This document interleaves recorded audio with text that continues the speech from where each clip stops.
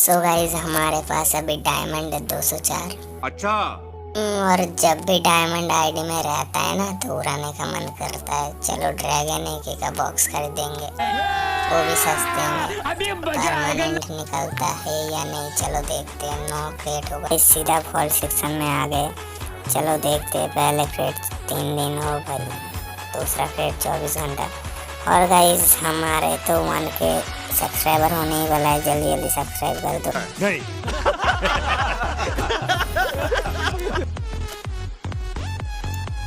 तो और गाइस देखते देखते क्रेट तो 6 हो गए। चलो देखते, 3 क्रेट ही बचा है और 2 क्रेट। चलो गाइस और 1 क्रेट। गाइस शायद से लगता है परमानेंट नहीं देगा। हमारे 1 के होने पर डायमंड टॉप अप करके परमानेंट निकालेंगे। चलो गाइस जल्दी जल्दी सब्सक्राइब कर दो। अरे यार नहीं दी।